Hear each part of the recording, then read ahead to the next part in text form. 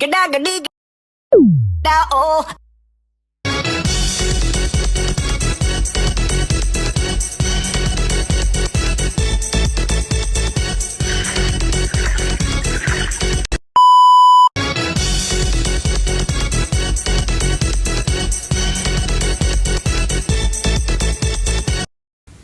Assalamualaikum warahmatullahi wabarakatuh. Selamat siang teman-teman semua.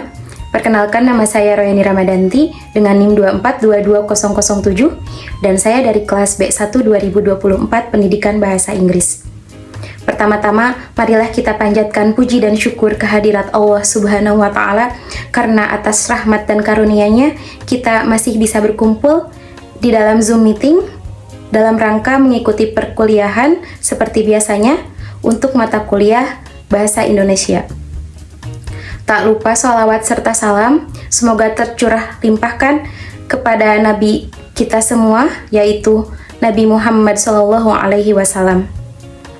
Pada kesempatan kali ini, saya dan teman-teman saya yang berasal dari kelompok 3 Pendidikan Bahasa Inggris akan mempresentasikan tentang perancangan karya tulis ilmiah atau disingkat menjadi KTI.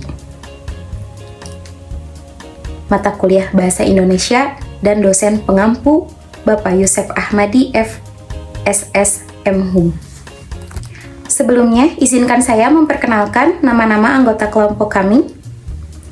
Yang pertama, saya sendiri yaitu Royani Ramadanti dengan NIM 2422007 sebagai moderator. Yang kedua, Priska Febrianti dengan NIM 2422011. Anggota ketiga, Ulan Fitri Anggrayani dengan NIM 2422002. Anggota keempat, Fatia Adisa Gifari dengan NIM 2422048. Dan yang kelima, Muhammad Mufti Abdurrahman dengan NIM 2422010. Materi kali ini berisikan subtema yang pertama judul, kedua pendahuluan, 3 metode, 4 hasil, 5 pembahasan, dan 6 simpulan. Sebelum ke pembahasan subtema yang saya sebutkan tadi, di sini saya akan menjelaskan tentang pengertian karya tulis ilmiah. Karya tulis ilmiah adalah tulisan yang disusun secara sistematis dan logis berdasarkan hasil kajian atau penelitian terhadap suatu permasalahan tertentu. Dengan menggunakan metode ilmiah dan bahasa yang baku, tujuan utama karya tulis ilmiah adalah untuk menyampaikan informasi, gagasan, atau temuan secara subjektif, sehingga dapat dijadikan acuan atau referensi dalam pengembangan ilmu pengetahuan. Dalam penulisannya, karya ilmiah harus memenuhi kaidah akademik seperti kejelasan struktur, ketepatan sumber, dan ketelitian analisis. Pembahasan yang pertama yaitu judul. Pengertian judul secara umum adalah nama atau identitas dari sebuah karya yang mencerminkan isi atau pokok pembahasan dari karya tersebut. Dalam konteks karya tulis ilmiah, judul adalah rangkaian kata yang merangkum inti dari permasalahan, tujuan, dan objek kajian dalam suatu penelitian atau tulisan ilmiah, serta menjadi gambaran awal bagi pembaca tentang isi dari karya ilmiah tersebut. Fungsi judul diantaranya, yang pertama menyampaikan pokok bahasan utama secara ringkas dan jelas. 2. Menarik perhatian pembaca untuk membaca lebih lanjut. 3. Membantu pembaca memahami isi tulisan secara garis besar. Dan fungsi yang keempat adalah menjadi acuan dalam pembuatan struktur dan sistematika penulisan isi karya ilmiah. Ciri-ciri judul yang baik. Yang pertama, jelas dan spesifik. Dalam arti tidak bersifat umum atau kabur, harus menyebutkan variabel atau objek kajian. Yang kedua, singkat tapi padat. Dalam arti biasanya terdiri dari 10-15 kata. Tidak terlalu panjang, tapi mampu mewakili keseluruhan isi. Ciri yang ketiga yaitu menggambarkan isi karya tulis. Dalam arti judul harus mencerminkan pokok masalah dan ruang lingkupnya. 4. Mengandung kata kunci penting. Kata kunci yang dijadikan landasan dalam penelitian seperti pengaruh, analisis, hubungan, dan lain-lain. Dan ciri yang kelima adalah menghindari makna ganda atau ambigu. Dalam artian harus satu makna dan tidak membingungkan. Dan kita juga harus menghindari penggunaan kata kiasan, jargon, atau singkatan yang tidak umum. Baik, itulah penjelasan dari saya tentang judul. Materi selanjutnya akan disampaikan oleh Priska Febrianti. Baik, terima kasih kepada Teh Royani yang telah menjelaskan terkait bagian judul. Lalu, perkenalkan saya Priska Febrianti dengan NIM 24220011 akan menjelaskan terkait pendahuluan. Pendahuluan dalam rancangan karya tulis ilmiah merupakan bagian awal yang menyajikan latar belakang, permasalahan, serta maksud dan tujuan penulisan atau kajian secara jelas dan menarik. Bagian ini berfungsi sebagai pintu masuk atau entry point bagi pembaca untuk memahami pokok permasalahan dan posisi argumen penulis dalam tulisan ilmiah.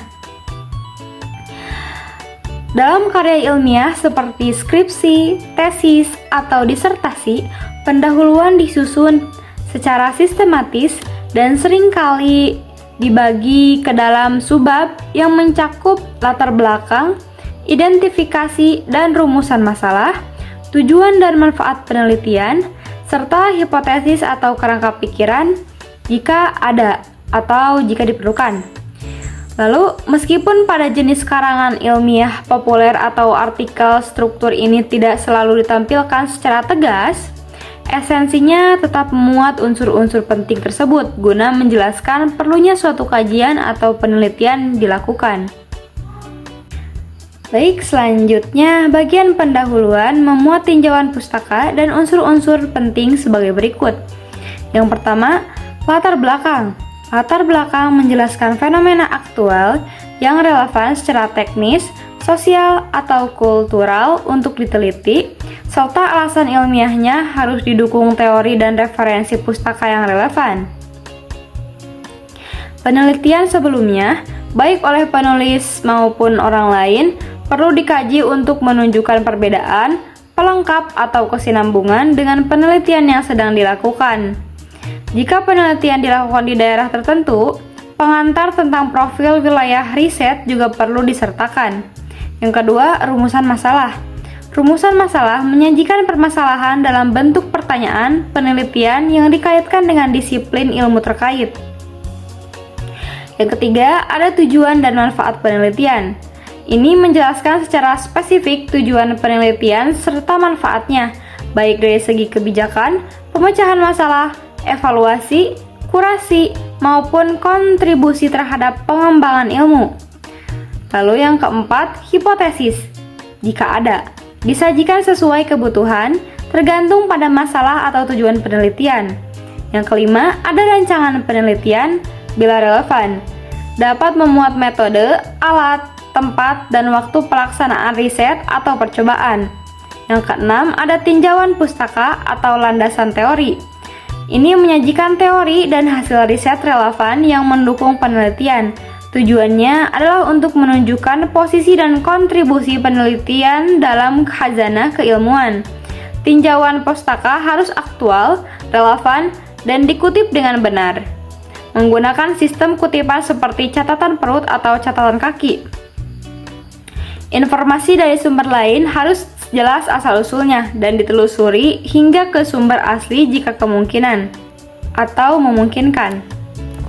Baik, selanjutnya fungsi pendahuluan. Yang pertama ada memberikan gambaran awal mengenai latar belakang topik. Yang kedua, menjelaskan alasan pentingnya penelitian.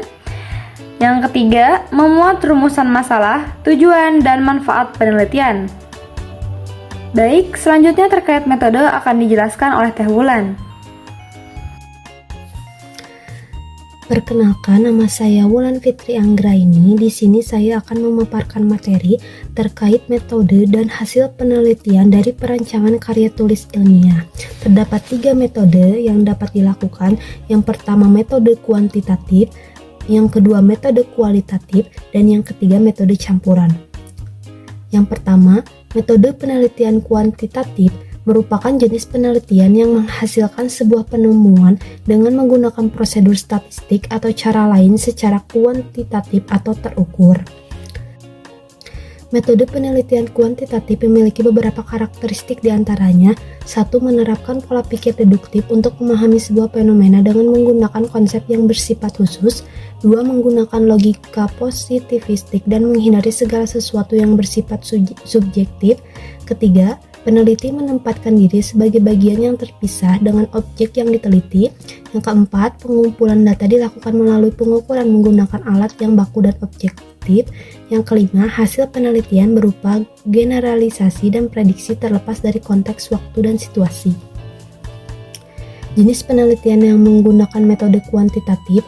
Yang pertama, metode penelitian survei. Metode penelitian survei merupakan jenis metode penelitian kuantitatif yang dapat digunakan untuk mendapatkan data pada masa lampau maupun saat ini. Data yang diperoleh meliputi keyakinan, pendapat, karakteristik, perilaku, hubungan variabel, dan untuk menguji hipotesis. Pengumpulan data dalam metode penelitian ini biasanya menggunakan metode pengamatan dan dilakukan dengan wawancara maupun membagikan kuesioner. Hasil yang diperoleh dari metode ini biasanya digunakan untuk generalisasi. Yang kedua, metode penelitian eksperimen. Metode penelitian eksperimen termasuk jenis metode penelitian kuantitatif. Umumnya, jenis penelitian ini digunakan untuk melihat pengaruh variabel bebas terhadap variabel terikat yang dapat dikendalikan sehingga tidak ada variabel lain yang memengaruhi variabel terikat. Contohnya, survei kepuasan pelanggan, uji coba alat baru, atau analisis hubungan antara variabel. Yang kedua, metode penelitian kualitatif. Berbeda halnya dengan metode penelitian kuantitatif, metode penelitian kualitatif menghasilkan data deskriptif berupa ucapan, tulisan, maupun perilaku objek yang diamati.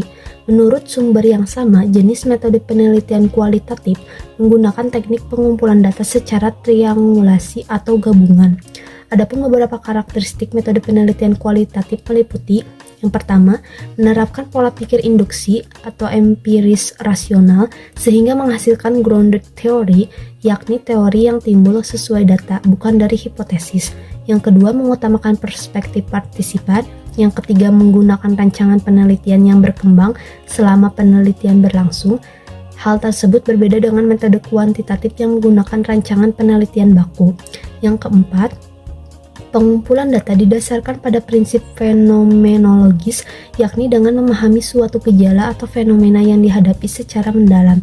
Yang kelima, peneliti berperan sebagai alat pengumpul data, artinya peneliti merupakan bagian yang terpisahkan dengan objek yang diteliti. Jenis penelitian yang menggunakan metode kualitatif. Yang pertama, metode penelitian deskriptif. Mengutip dari buku penelitian pendidikan, metode, pendekatan, dan jenis oleh Dr. Haji Salim MPD dan Dr. Haidir SAG MPD pada tahun 2019, penelitian deskriptif memusatkan perhatian ke masalah-masalah aktual apa adanya pada saat peneliti tengah berlangsung. Melalui penelitian ini, peneliti berusaha mendeskripsikan peristiwa dan kejadian tanpa memberikan perlakuan khusus terhadap peristiwa tersebut. Adapun variabel yang diteliti dapat tunggal maupun lebih dari satu variabel. Yang kedua, metode penelitian studi kasus. Metode penelitian studi kasus mempelajari seorang individu atau kelompok yang mengalami suatu fenomena. Peneliti akan mempelajari secara mendalam untuk mengungkap variabel yang menyebabkan terjadinya kasus tersebut. Jenis penelitian ini dilakukan untuk mengetahui mengapa individu melakukan suatu hal. Penelitian ini tidak dilakukan untuk menguji hipotesis, melainkan menghasilkan hipotesis yang bisa dikembangkan atau diuji lebih lanjut. Contohnya, fenomenologi, etnografi, grounded theory, studi kasus, studi dokumen, observasi, wawancara, dan naratif. Dan yang terakhir, metode penelitian campuran atau mixed method. Metode campuran atau mixed method research merupakan pendekatan penelitian yang menggabungkan metode kuantitatif dan kualitatif dalam satu studi untuk memperoleh hasil yang lebih komprehensif dan mendalam.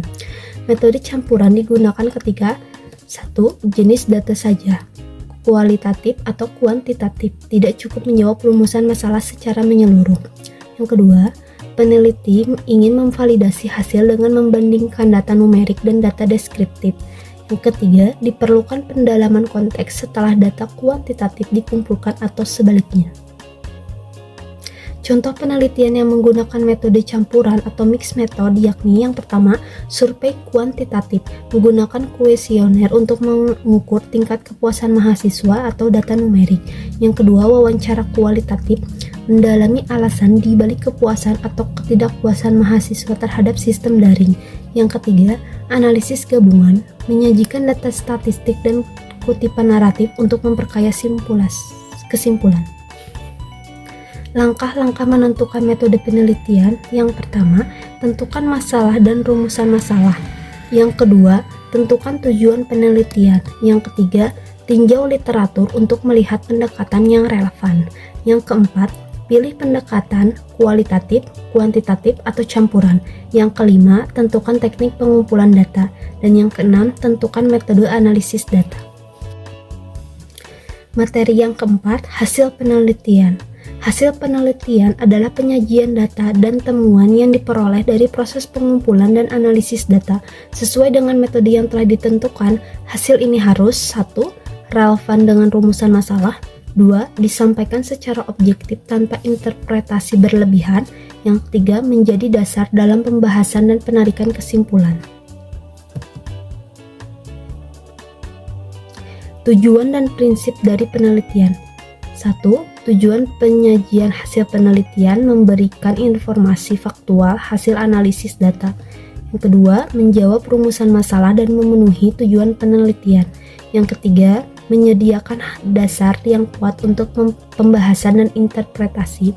Yang keempat, menunjukkan keterkaitan antara teori dan temuan lapangan. Selanjutnya, prinsip penyusunan hasil penelitian. Yang pertama, sistematis. Disusun berdasarkan urutan rumusan masalah atau tujuan penelitian. Yang kedua, objektif. Hasil ditampilkan sesuai apa adanya tanpa manipulasi. Yang ketiga, relevan. Hasil yang berkaitan langsung dengan masalah yang disajikan. Yang keempat, jelas dan ringkas. Hindari penjelasan berulang atau terlalu panjang. Dan yang kelima, didukung data. Sajikan berupa tabel, grafik, diagram, atau kutipan data lapangan. Format penyajian hasil penelitian. Yang pertama, seperti yang disebutkan, penelitian kuantitatif. Sajikan data dalam bentuk angka, tabel, grafik, diagram batang, atau diagram pi. Yang kedua, penelitian kualitatif disajikan dalam bentuk narasi, temuan, kutipan dari wawancara, observasi, atau studi dokumentasi. Dan yang ketiga, penelitian campuran, gabungkan hasil kuantitatif dan kualitatif secara berimbang. Sajikan data numerik terlebih dahulu lalu diperdalam dengan temuan deskriptif. Langkah-langkah penyusunan bagian hasil penelitian. 1. Kelompokkan data sesuai rumusan masalah. Yang kedua, sajikan data mentah secara rapi atau dalam bentuk tabel, grafik, atau kutipan. Yang ketiga, lakukan pengolahan atau analisis data sesuai metode.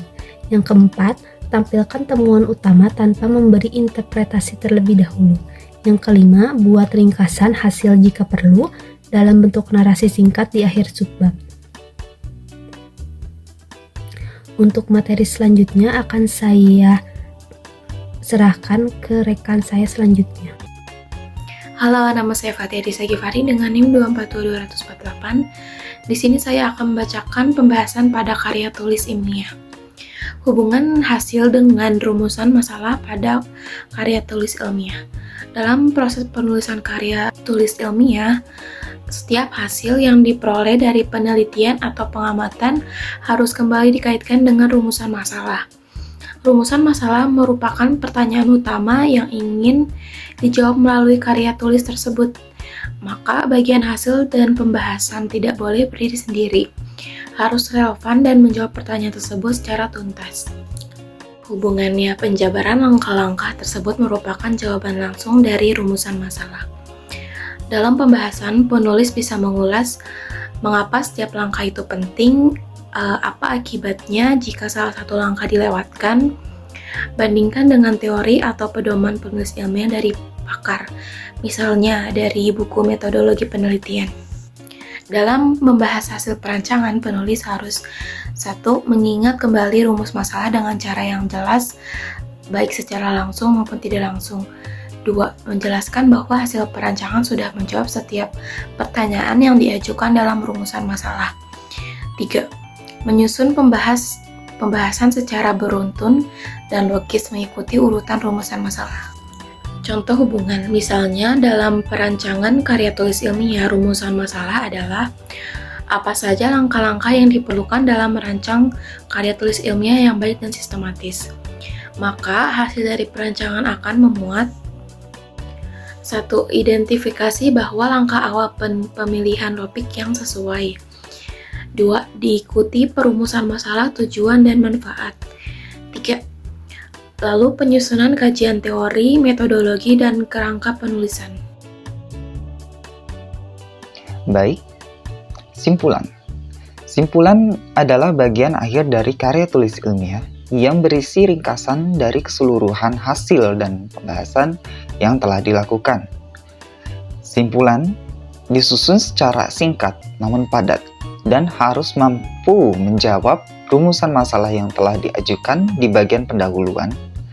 Setelah itu, simpulan juga berfungsi untuk menegaskan hasil temuan penelitian secara menyeluruh, memberikan penutup yang logis terhadap pembahasan, serta membantu pembaca memahami inti dari tulisan tanpa harus membaca seluruh isi karya. Dengan demikian, simpulan menjadi bagian penting yang mengikat seluruh isi karya tulis ilmiah menjadi satu kesatuan yang utuh.